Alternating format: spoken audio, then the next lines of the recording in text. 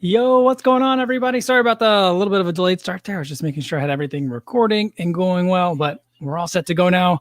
It's 1 p.m. here in Chicago, Illinois. It's time for another live stream. Today is Thursday, May 27th, 2021. Because it's Thursday, it's happy hour. I'm going to be enjoying a beverage of choice today. Hopefully, you guys have a nice recovery beverage as well. Today, I'm going with UCAN Hydrate. It's something that I've had in the closet for a little while. I've been waiting to try it out. It's a little bit different from UCAN because UCAN is kind of known for their super starch and they're kind of like slow release sugars, which is kind of the opposite of every other, maybe not every other company, of a lot of other companies where they're just trying to get that sugar into your system as quick as possible. They're trying to slow things down with UCAN, but this has no sugar in it at all. It's just electrolytes, kind of like a Noon. It's getting warmer and I want to stay more hydrated. So I've been looking for more stuff like that. I've been trying and I've been drinking the Huma, like kind of like a hydration drink, the low sugar, but just like salt and potassium drink. And it's okay. It's not as good as Noon. Noon's good too. I mean, that's kind of like the standard bearer in that like product micro genre, I guess. But we'll try some UCAN today. But before we do that, let's say hi to everyone listening on the podcast in the audio only version. Hopefully you're having a good run today. The weather here in Chicago is chilly. It got real cold. Like, I don't know what happened overnight. Temperatures dropped this morning. I went out there for a run and, at home I was debating between, do I wear a tank top today or a short sleeve? I could have gone with a long sleeve today and been totally fine. It was cold today and it's still chilly today now. So it's a bit of a weird temperature day out here, but it's sunny. So it's like deceptive. It looks like it's hot out, but it's just nice weather, a little bit on the cool side, but it's been a little bit on the hot side. So I'll take it. Hopefully you guys are doing well out there today. And everyone listening on YouTube after the fact, hopefully it's later in the day for you so you can enjoy an even more exciting recovery beverage than something that has like, sodium and potassium in it. So hopefully that's where you guys are at.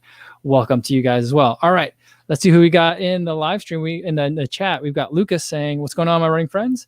Work schedule has allowed me to make it to 2 live streams in a row. New PR. Awesome. I love that. That's a nice streak. A live streak? Should we call it that? A live streak? Yeah. I think there's a lot of long live streaks that are going on in here. Larry Lawrence says, hello. What's going on, Larry? Good to see you again.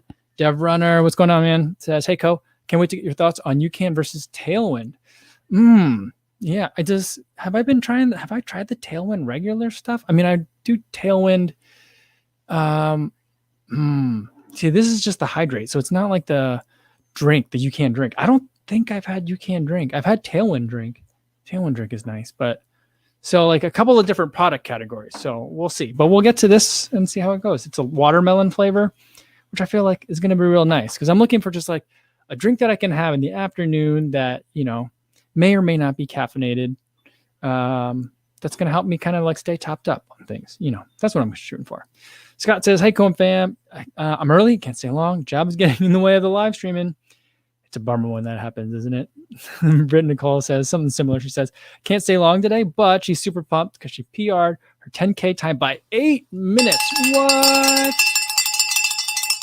That's what, like 45 seconds per K? Faster? That's insane. Just great job, Britt. Great job. All right, Philip says, what's going on? He's got a rest day today, and he's sipping on some Noon now. All right, there you go.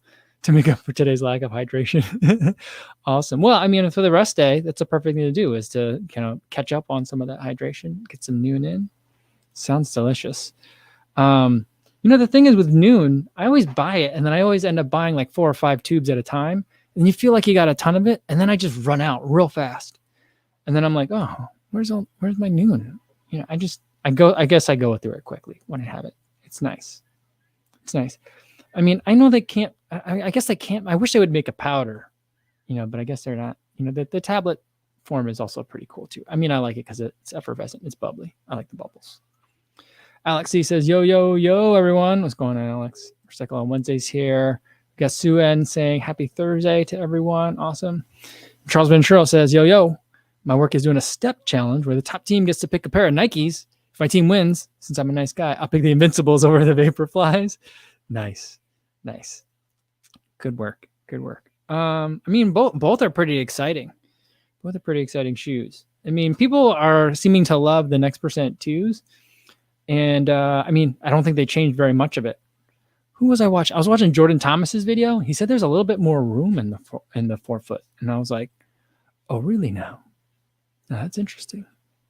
Because that that makes it a lot more interesting of a shoe to me. Just because I've been complaining. I feel like I've been complaining about my mashed up toes in like every single video that I've been making lately. So if someone's got more room in the toes, you've got my attention, I guess. Awesome. All right, let's see who we got here. Tryboy Try says, I'm still a skeptic on recovery products. Do you really see a benefit to them? Well, see, I think that like there's two kinds, right? I think there's like the recovery kind that's like drink this 30 minutes or less after your workout. That's one category. And I think that I like them, but I'm not going to say that someone's training wrong if you're not doing it. I would say like, are you eating something after your workouts, or how are you kind of like replenishing and topping up? Like those are some of the things that I would worry about. But then there's another category where like the low sugar drinks, which I feel like there's a lot of crossover between like kind of not diet drinks, but like low sugar drinks that are pretty popular too, where I see them as ways to replenish electrolytes that you might not be getting in your diet. Now, it's hard for me in a lot of ways to believe that like in an American diet that we're not getting enough salt. If anything, we're still getting way too much salt. Even a very healthy runner is probably getting too much salt in their diet. But the way I see it is like in the summertime, I just feel like I'm a heavy sweater, and I'm just like, I'm constantly sweating out, and my sweat, like I gotta, it's warm enough that I could do that Gatorade patch test. I might have to do that soon. Maybe I'll do that tomorrow. Oh, we'll have to see. It's not that hot today. All right. We'll have to see. Cause I bought that Gatorade patch where it tells you like how heavy of a sweater you are, and it can help you calculate like how much you would need like during a race, for example, to stay topped up on your electrolytes. And so the other thing that I just think about it is there may be some benefit in getting more salt and potassium and whatever else these things have, but it's also at the base level of it all, at the worst case scenario, it's something that gets me to drink more water. Right. And so, that's kind of how I see it being a benefit, is that like, it's exciting, more exciting than water is sometimes, and like, what a weird first world problem to have is like, I'm not drinking enough water, or water is boring, right? Like clean water is boring, but, sometimes I want to put stuff in it, so. Chris Yao says, I'm working on a grape Gatorade Zero sugar right now. Ooh, I do like the packaging on the Gatorade Zero. It just looks very clean. I like that. Yeah, Jeff says, yeah, the Gatorade patch. I mean, like, when you say Gatorade patch, it's a sweat detector, right? That's what it is. But what would also be awesome if Gatorade made a patch. Like instead of like a fentanyl patch, you just get like a Gatorade patch, like an electrolyte patch. And then just like, as you sweat, electrolytes get put into your system. That'd be weird. I don't know how that would work. Maybe if there's steroids that go with it. I don't know. Because how would it absorb through your skin? But either way, that'd be interesting if Gatorade made some sort of patch. And Jeff Elliott says he thinks that Gatorade patch is a gimmick, but I still want to see it. Yeah, I'm not sure. I mean, this is the same company that, I guess it wasn't just Gatorade, but I was listening to something else where that was saying, what was it? Was it at Western States? There was a race where like, if you like lost too much weight from like your starting race weight, like at the beginning of the race to where you were at an aid station, they wouldn't let you leave till you drank more water and gain some of that water weight back. Like, so, I mean, like, hydration science has been kind of all over the place for a long time. So, yeah. Justin says, my blood work always comes up with low sodium and I eat extra salt. Well, that's interesting. Did I tell you guys about my blood work? I went to the doctor the other day and I did get my blood work back and everything was good. I do take occasionally vitamin D. Like when I remember it, I do take it, but my vitamin D levels were normal. Previously, like, I guess a couple of years ago, even taking regular amounts of vitamin D, my vitamin D levels were still low. I don't know why that was, but now things seem to be fine. And then my cholesterol, which used to be high, is at the borderline of normal. So it's still kind of high. I'm not sure why that would be. I don't know. Is it, they say that it's not just the foods you eat, but I guess I eat a lot of eggs and cheese. So maybe that's it. Does that actually raise that has cholesterol in it, but does it raise your cholesterol? I don't know. I don't know about that. Frank says, what's the story with the 30-minute after working out rule? There's a concept that like within the 30 minutes after your workout, that's when your body is really looking. I mean, the way I think of it is your body is thirsty. Like, you know how we might get thirsty when we're out there running, but like your body, like your muscles are thirsty. So like, that's when they say like, make sure you're getting in a certain amount of protein and some sugars and just replenishing everything. So that way, like when your body is in like, ooh, there was just a strain, there was like a catabolic activity, you know, like either a workout or a long run, that kind of thing. And we have to rebuild. So give me building blocks so I can start rebuilding the wall kind of thing. So within 30 minutes, you want to make sure that you have that stuff like in your system readily available so your body can just grab it and start using it. I think that's the way that I understand it. The biology or the physiology behind that. So I don't know if like, you know, if you don't have those like in a recently ingested form, your body can still break it down from other places where it stores those things and then use it. But, you know, I don't know. People say like within 30 minutes, it's a general rule that everyone seems to be following. I guess I haven't really evaluated it that closely, but you know, it's nice to have a nice chocolate shake after a run, you know, or a chocolate flavored protein drink after a run.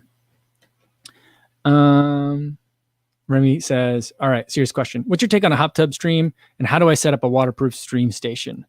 Well, I think that'd be pretty nice. It'd be noisy. That'd be the biggest thing. Like the bubbling would be create a lot of ambient noise, but that'd be pretty dope. I think. What does Triathlon Terran do? Because sometimes he will film from in his like swimming pool thing. I don't know what those things are called.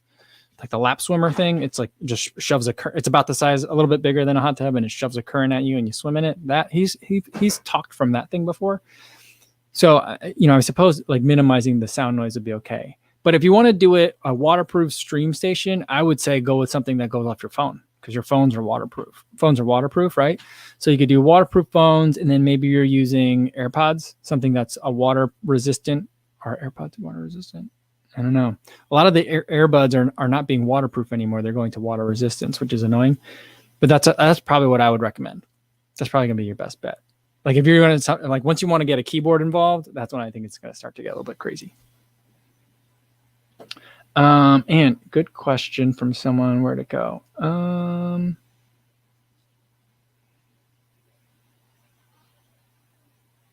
Adam C says, yo, what's going on, everyone? Mike, any luck getting the GP? I think you mean like the GPX. I thought you saw it earlier. The GPX file from the race that I've got coming up in like 9 days now. Let me see where it is. Yeah, so I haven't asked for that yet. I just got an email from like the race organizers the other day. And I don't know why, but I just assumed there would be one aid station at the 25K loop, like at the half, you know, basically at the start finish. But looking at it, there's going to be a lot of aid stations. So that has me rethink. I mean, this just goes to show you how much of a rookie I am at this stuff. But that has me rethinking like my gels and fluid strategy. Now, I don't really want to be refilling a hydration pack, you know, in the middle of a race, because I'd rather carry 1 liter of fluid rather than 2. But, you know, I mean, I guess I could just carry the 2 liters of fluid and then pick up gels in a drop bag location. And, there's going to be water and some sort of sport drink at a lot of these stations too. And some of them have candy and stuff. So I don't know. I ran with 12 gels on Sunday. It's a lot. Everything was just shuffling around. I mean, as much as I had things shift, you know, like strapped down, cinched down, and it was workable. The first couple, like the first hour, I was like, there's a lot of stuff. So I don't know. I got to figure that out. I guess now I have someone, I mean, I always did have someone email, but I'll email about seeing if anyone has a GPX file or someone has a link to even just like a link to a Strava post. Cause I think that'd be really helpful just to kind of like see for sure, like what the elevation is like and, you know, what it does. I mean, if I could see a Strava post, that'd probably be more helpful to me than just the GPX file. The GPX file will be helpful so I don't get lost or reduce the likelihood that I'll get lost. But if I have someone's Strava post, then it's like, then I could see like what were their paces and how did their paces change, you know? So that's interesting. All right. Now this, I saw someone earlier. Oh, Terrence says, Kofuzi. So Emily Heller says she's going to Chicago Marathon. Is this the YouTube battle? Oh, I didn't know she was coming. That's awesome. That's awesome. Well, I mean, I don't think it'll be a battle, but what time is she going to run? That'll be awesome. That'd be awesome. That'll be great to see her. I mean, I'm hoping that I get to see her because I'll be over that way. I think I'll be over in the East Coast sometime, not soon, but hopefully somewhat soon. We'll see. I mean, my family's over there, so I just gotta nail down a time. I gotta figure out like kind of what else is going on and all sorts of stuff. But yeah, hopefully I'll be at this before then. But if not, if I see her there, that'd be amazing. All right, Ozan von Backshore says, "Hi all, I just PB for 5K with a 22:12, awesome, and a 10K, 44:46, amazing. Whoa, I mean, I think with those numbers." I think probably that means you could do a little bit. I mean, I'm not, you know how runners are. They're like, I did better than I've ever done in my life. Hey, here's how I think you could do even better. But I mean, with the 22:12 and the 44:46, those numbers don't completely make sense to me. It means that one of the two you can, if not both, you can run faster because you're basically doubled up, right? To get from 5K to 10K. I mean, not exactly. So doubling would be 44:24. So you've only increased by 6 seconds per 5K to run your 10K. That tells me that there's room in that 5K to move it even further. I wasn't thought, but great work. Awesome.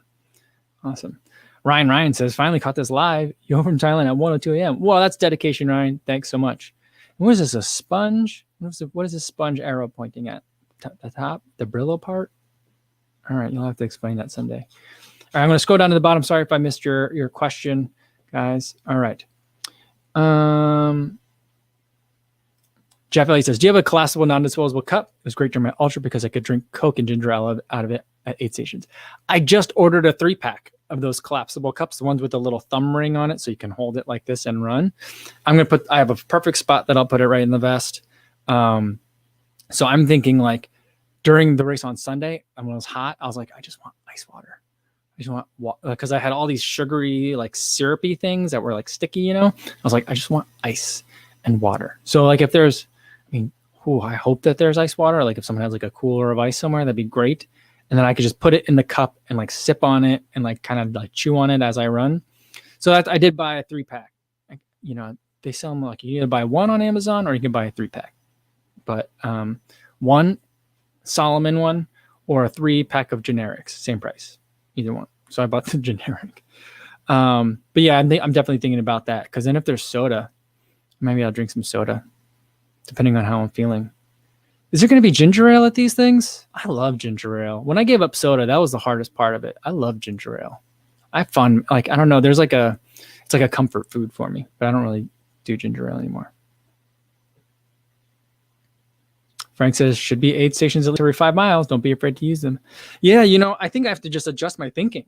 My original thinking was like, I want to be socially distant. I don't want to touch people. I don't want to like bring whatever I've got from Illinois over to another state and start mixing with people. But I'm like, I'm vaccinated. I'm cool. I'm not going to bring anything, in terms of contagion. So like, yeah, I think I'm going to try to plan it out a little bit better. See, I don't know how drop bags work. I've seen how drop bags work when like, when I'm watching like a Western States video and there's like a crew involved and stuff. But like, I don't know how it works if I'm just like a dude rolling up, right? And I got to go. Is it like just going to be like, do I have to stand in line like it's checked bags at a road race? Or do I just like go and find it in amongst a pile of other bags? That's something, I guess you guys could probably help me out with that. But like, yeah. So, yeah, that's the case. Then, then I'll do like, I think that there's 2 drop bag locations for the 50K. So then I could just do like, I can carry 4 and then put 4 more in each drop bag, and then maybe get some ginger ale and I'll be on my way. I'm really debating packing some bean tacos because I love bean tacos and I think like they would fit really well. I don't know if I'm going to be out there more than 6 hours, I'm going to want some tacos, I think. All right. I just realized like we're like halfway through this.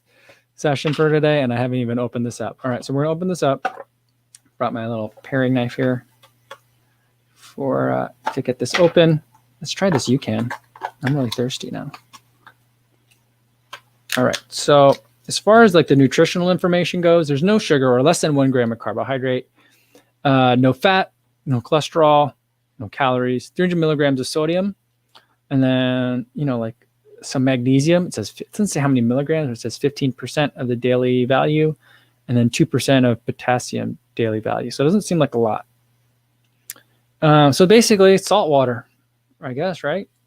But it says it replenishes the mix of electrolytes lost in sweat, added magnesium to aid energy production, and no artificial sweeteners.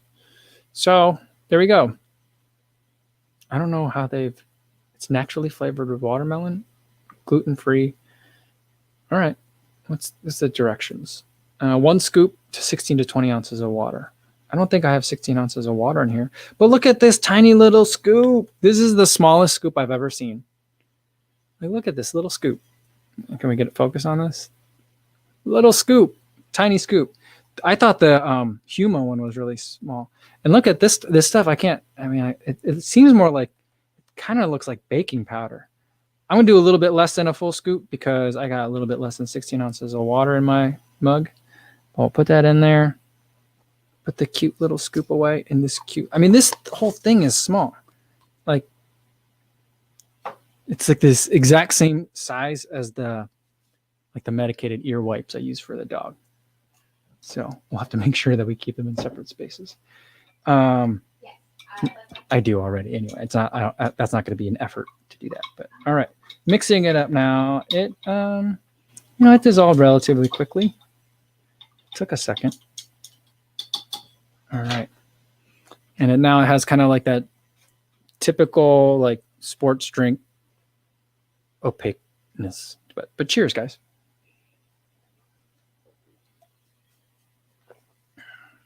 Oh, it tastes a lot like watermelon. It's nice. Yeah. This is good. This is real good. I like this a lot. It smells kind of funny, but it tastes like watermelon. But I would say it reminds me a lot of the Univet Elite drink because there's a watermelon flavor that's real nice. I think I prefer that other one better. This one, it's almost like they were like, we're going to give it watermelon flavor, but also let's get a little bit of the rind in there. You know, that white part that's a little bit bitter. I feel like there's a little bit of that in it too. But this smell, I don't know what this smell is. It's a soapy smell. The smell isn't right, but the taste is good. Yeah, I could easily just put some ice in this. Have some of this with dinner or just in the afternoon. Get a little bit of salt, get a little magnesium, a little potassium, some other electrolytes. All right. I like it. All right. There was a question up here that I just saw. Where'd it go?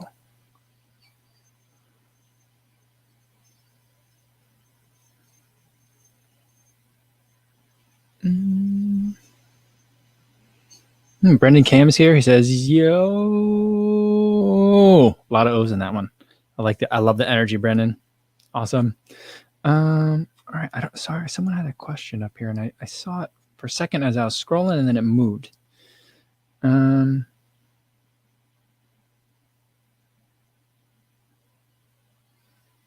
Okay. Frank says it's not usually a drop bag situation for a 50K. All right. So then I won't drop bag. I'm not sure what I'm going to do. I'm probably just going to carry it all because I'm not sure how that's going to work. I mean, I've carried it all before.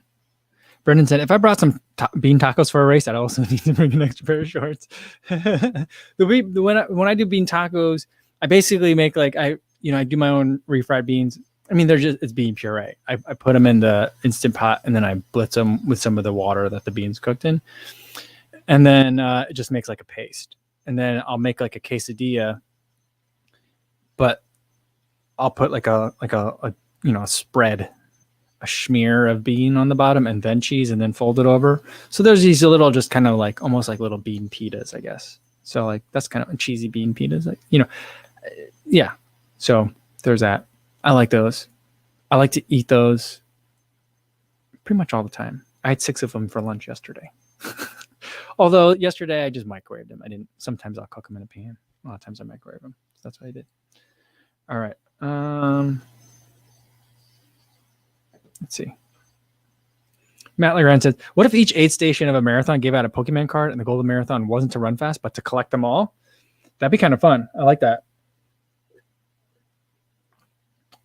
Like a take on obstacle course racing. I mean, you know, I feel like what I'm surprised doesn't happen is there's the Barkley marathons, right? So like, it's like you're not allowed to have a GPS watch, right? And then you don't know when the race is going to start, and you got to run to a checkpoint and like rip out a page of a book or something and then bring it back. And then you're running more laps. I feel like it's like a weird scavenger hunt. And I feel like, you know, it's not as so much a running race as it is a weird kind of like endurance scavenger hunt challenge, right? I feel like, why is there only one version of that? An impossibly hard version of that. That's the only one that exists. What's like the fun run version? I know the Barkley Marathons has a fun run. No, not that fun run, but what's like the you know, rock and roll version of the Barkley Marathons? I don't know. I think people would sign up for that. I think that'd be kind of fun. It'd be hard to manage, right? So it's like, because then like you'd have to have like 1,000 pages from the book, and so yeah, it becomes difficult to kind of operate that race. But you know, I don't know. People are creative on stuff like that. We got to figure that out. That'd be fun thing kind of to do, and I think that's kind of what Matt's talking about. Guru 2025 says, "Hey, what would be a good walking shoe? Maybe the Peg 38. Maybe. I think I need to buy another pair of the Peg 38s to be for sure. Right now, from Nike, what else do I have? I don't know. I think I'd probably prefer the Peg Trail 2 for walking versus the regular Pegasus. It's a little bit more relaxed. It's a little bit softer. And there's a little bit more of a base to it, so a little bit more stable. So I might look at that one instead. And then Stevie76 says, am I getting the high cholesterol from the bean tacos? I'm probably going to guess it's from all the ramen noodles that I eat. That's probably it. Another thing too is like, you know, like, do I really need to be adding more salt to my diet because I've got so much ramen noodles in my system generally? But I think my blood pressure was great. So as far as like the high sodium, like that's the biggest concern, right? So I don't know. Larry Lawrence says, Mike, Tunnel Marathon 6/13/21. Ooh, it's exciting.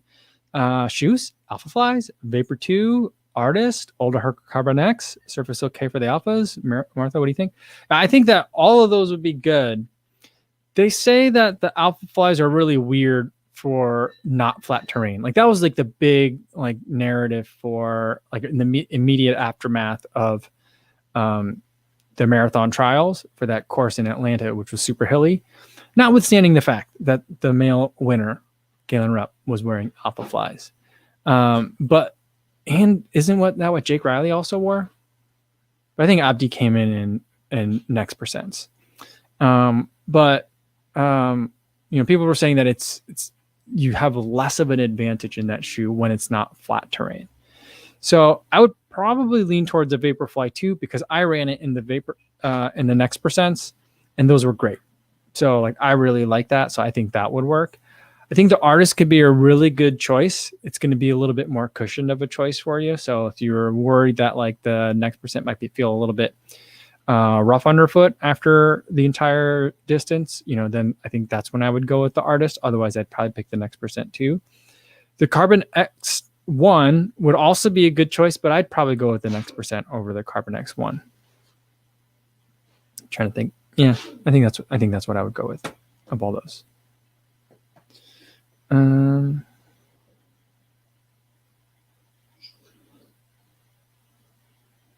Let D down says, Kofuzi like my PR pic on Twitter from the DGR Classic. Awesome. Yeah, I saw a lot of those pictures over the weekend. Very cool. Ian Becker says, what about a race, but with geocaching? So it isn't quite as hard as Barkley, but you still use GPS for that somewhat.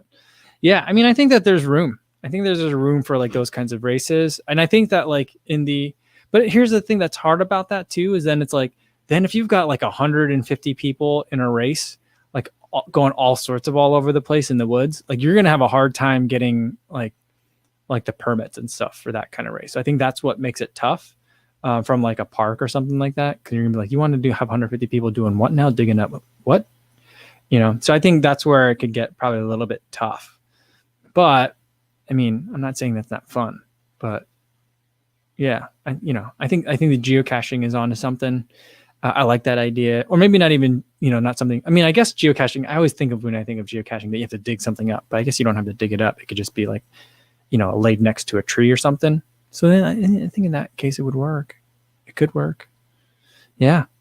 Like every bib gets a different thing. Yeah. And then everyone's going to be like, but then how do you know who won? Everyone might have different routes and stuff. And then you just say, that's the whole point. The point isn't to figure out who won. Or I guess maybe it would a little bit, but I don't know.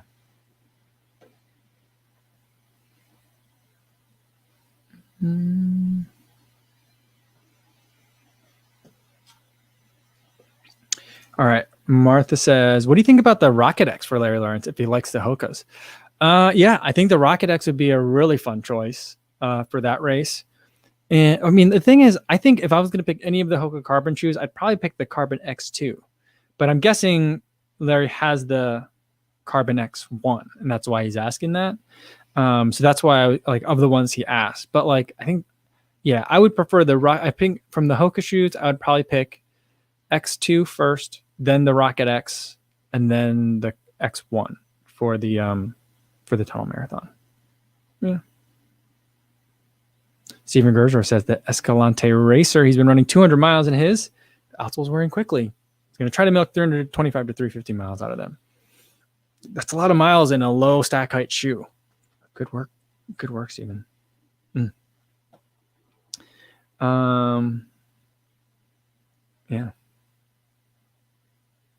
Recycle on Wednesday says, I desperately want to try orienteering. I do too, but I mean, like, for any of you guys, were any of you guys with me when we did the run club in Atlanta?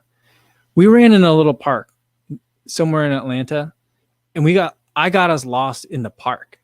Like if you go back and look at like the Kavuzi Run Club Atlanta video, there's a part where we're all standing around like a sign, and I'm like, no, I think we're right here.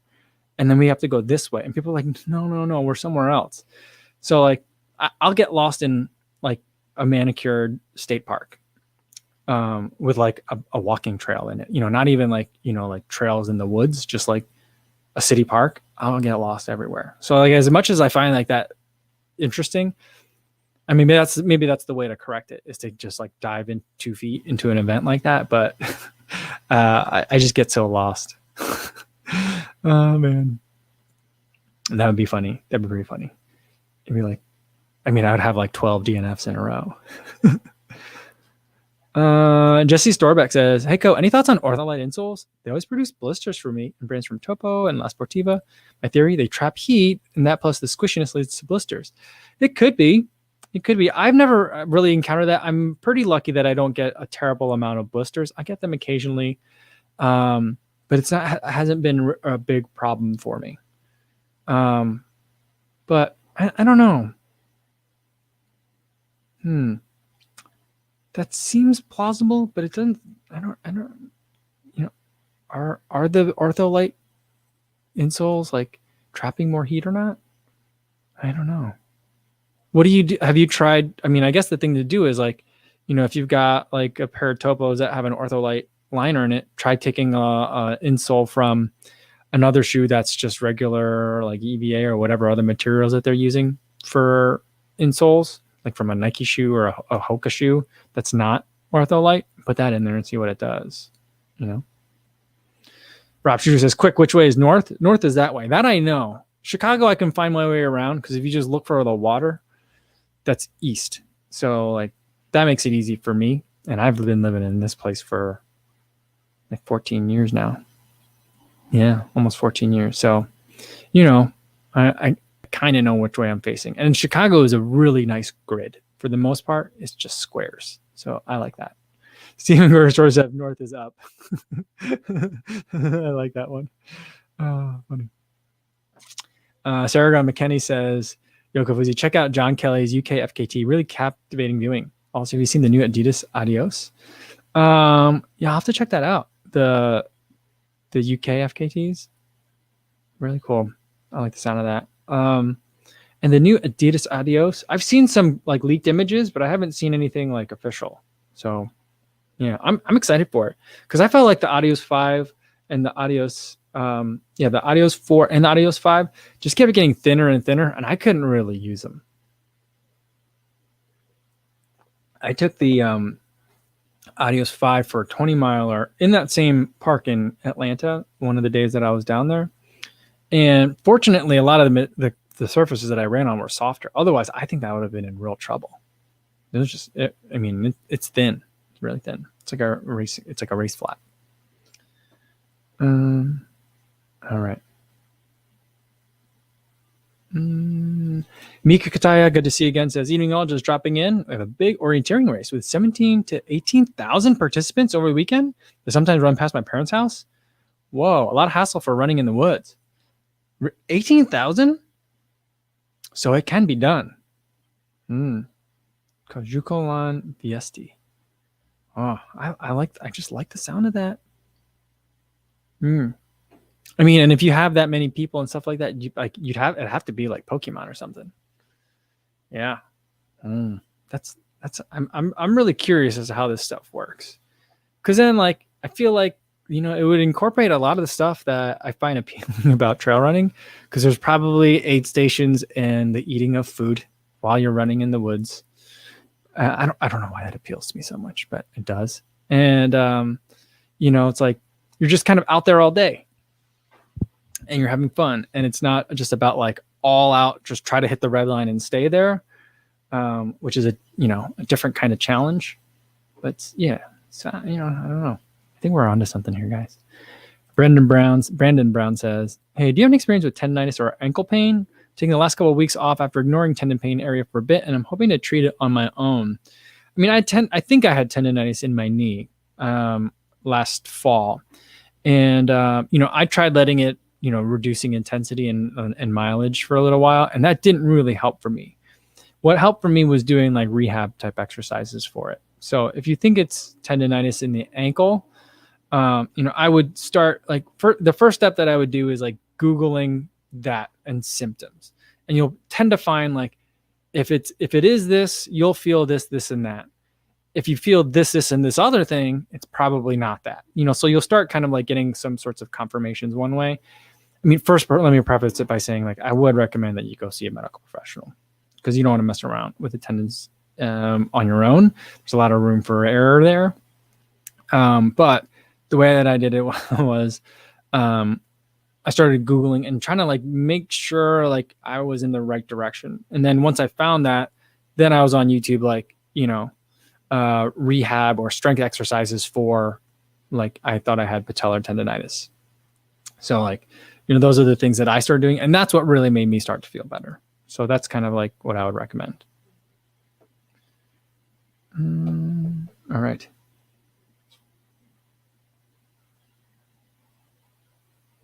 Trevor Cross says, what are your best ways of recovering while doing high mileage besides sleep? Because that's obvious. Yeah, I mean, sleep isn't that obvious. So kudos to you, Trevor, for realizing that. I mean, I still think that most people don't realize it. Or they realize it, but they're like, yeah, I know I'm supposed to sleep, but like, tell me more about these Normatec boots. So there's a lot of that too. I'm certainly guilty of that.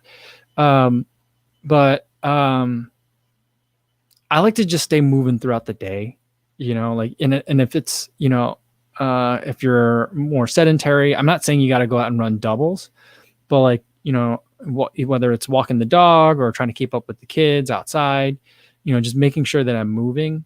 So that way, like my only activity isn't just when I go run. I think that's another thing that really helps. The other thing that I do is, I have a mobility routine that I do, squats, lunges, lateral lunges, and single leg deadlifts, things like that. that take me through a range of motion, which I think helps you kind of, I think of it like, when you're in a high mileage week, your body wants to just kind of constrict, like think of it a lot like, if you sit down like right after a marathon race and then try to get up, everything's like, oh, everything's just like locked up. I think your body generally wants to do that in a high mileage week. But what I'll do in a high mileage week, like throughout the day, like I'll make sure I do it in the afternoon and in the evening, is I might do again some more of those mobility exercises just to make sure that I'm kind of like, I think of it like the metaphor I use is like, I don't want scar tissue to form, right? And so I don't want to get like locked up. So I just want to make sure everything's limber. I don't sit down and do like, touch my toes or anything like that, but like I'll do some squats, some lunges, or like move in that kind of way to just make sure like, all right, everything's staying in the range of motion that it's supposed to have. So that's kind of the way that I look at it. Jay Pelican says, recovery is adequate hydration. Yeah, hydration's important. Food's important. Make sure you have like good fuel. But from a moving around standpoint, like some people like putting their legs up in the air. Some people like foam rolling or the massage gun. I think those are good.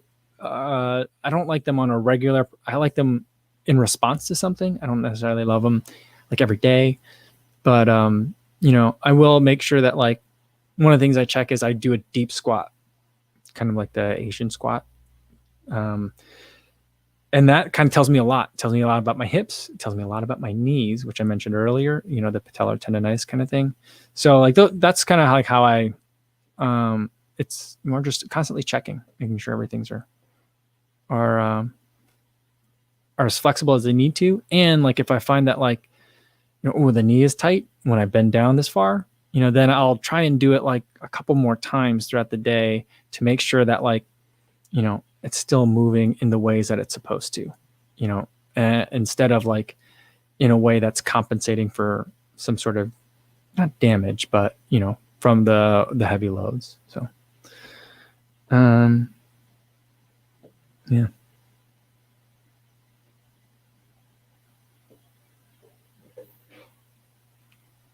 Let's see. Brandon Brown says, thanks. He's been prowling YouTube for recovery info, and I'm planning to see a podiatrist next week. All right. Well, that's good. Hopefully they can give you some more answers. Or at least, the first thing that I hope for is clarity. Like the first thing I hope for is that you get like some sort of diagnosis where they say, yeah, this is pretty textbook this. Like, I feel like that's probably like the best scenario, because the worst I think is like, I'm not really sure what this is. It could be a lot of these things, but I don't know. We'll have to do some tests. That's the worst, I think just knowing is kind of the best. So hopefully you at least get that. All right.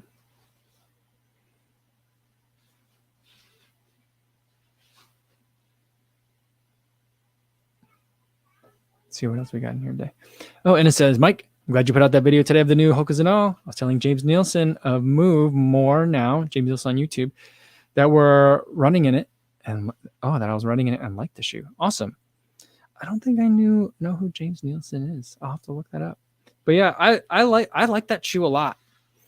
I really want to wear it for the 50K, but I'm worried that like for as much time as I'm going to be out there, it might be a little bit too race oriented for me. So I'm not sure. But I'm also thinking like, if there's a lot of downhill, which there will be, that might be the right way to go. So I'm just not sure. I'm not sure what I'm going to do with it. Yeah, but it's a lot of fun. But it's also, I think I'm one of the first people that put up a review of it. And so it's getting a little bit of traction, which is great. But it's also getting a lot of like trail runners that don't know that I'm not really a trail runner. And I usually like to put in there that I'm not an intense trail runner. And I feel like I said that a bunch of times during this video, but there's still a lot of like that's not a trail shoe.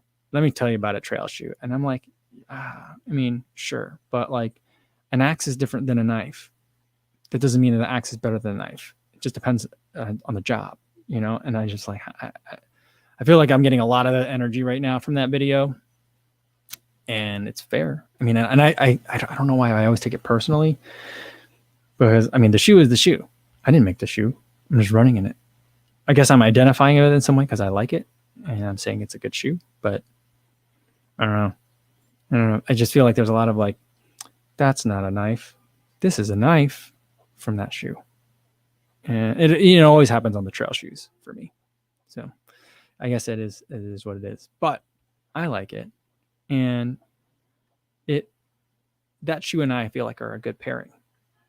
Whether like someone running the actual Sierras and all would like it to run the Sierras and all, I don't know. I don't personally know anyone that has run the Sierras and all, not that I'm aware of. So, I don't know, but yeah, that's, I was answering a lot of those comments before the live stream today. And I'm like, oh, I need to take a break from this. This is very mentally draining, or I guess emotionally draining is more of the thing.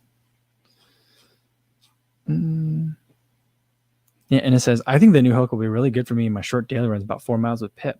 Yeah, I think so, especially since Pip's going to keep moving. I mean, you're moving fast already. Pip can keep you moving fast. And I think that you get some mud, but I don't know. I mean, everyone always wants to know about how it does in like ankle deep mud. And I'm like, who is running in ankle deep mud? And why are you doing that? I'm as baffled by people running in mud as people are baffled by me running in the water, I guess. But, oh boy, there goes the camera. It's that kind of day. Here we go. We're going, now we got just the regular webcam. But yeah, I do think that you would like it quite a bit. It's just like the ankle sits, like the heel sits in the back of that shoe really comfortably.